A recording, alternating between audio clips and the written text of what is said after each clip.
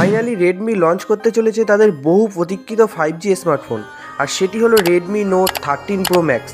আজকের এই ভিডিওতে আমি আপনাদের জানাতে চলেছি এই ফোনটি কী কী স্পেসিফিকেশনে লঞ্চ হতে চলেছে, আর সেই সঙ্গে এও জানাতে চলেছি এই ফোনটি ইন্ডিয়ান মার্কেটে কবে ও কত দামে লঞ্চ হতে চলেছে।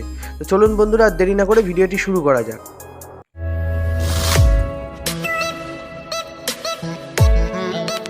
ডিসপ্লের কথা বলতে গেলে প্রথমেই জানিয়ে রাখি এই ফোনটি কিন্তু 6.7 ইঞ্চি full HD plus super AMOLED display দেওয়া হয়েছে উইথ 120 হার্টসের রিফ্রেশের রেটের সাথে।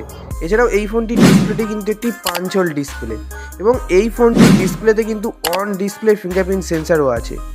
ক্যামেরার কথা বলতে গেলে আপনাদের জানিয়ে রাখি এই ফোনটিতে কিন্তু ট্রিপল ক্যামেরা সেট আপ দেওয়া হয়েছে, যেখানে আছে 200 মেগাপিক্সেলের ওয়াইএস ক্যামেরা, 48 মেগাপিক্সেলের আলট্রা ওয়াইড অ্যাঙ্গেল ক্যামেরা এবং 12 মেগাপিক্সেলের ম্যাক্রো ক্যামেরা, এবং ফ্রন্টের সেলফি ক্যামেরা কিন্তু 32 মেগাপিক্সেলের দেওয়া হয়েছে। পারফরমেন্সের কথা বলতে গেলে আপনাদের জানিয়ে রাখি এই ফোনটিতে কিন্তু কোয়েলকম স্ন্যাপড্রাগনের 8+ Gen 1 এর প্রসেসর দেওয়া হয়েছে। এটি একটি গুড গেমিং প্রসেসর, এখানে আপনারা সমস্ত রকমের গেম হাই ভার্সনে খেলতে পারবেন, কোনো প্রবলেম হবে না। এছাড়াও এই ফোনটিতে কিন্তু অ্যান্ড্রয়েড 13 এর সাপোর্টও আছে।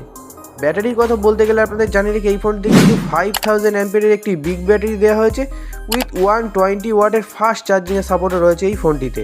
বন্ধুরা, ফাইনালি আসি এই ফোনটির লঞ্চ ডেট এবং প্রাইস সম্পর্কে। বন্ধুরা, রেডমি এখনও অফিসিয়ালি এই ফোনটির লঞ্চ ডেট ও প্রাইস জানায়নি, তবে কিছু সূত্র মারফত জানা যাচ্ছে এই ফোনটি আগস্টের লাস্ট উইকে লঞ্চ হতে পারে, এবং এই ফোনটির প্রাইস হতে পারে 35,000 থেকে 40,000 টাকার মধ্যে।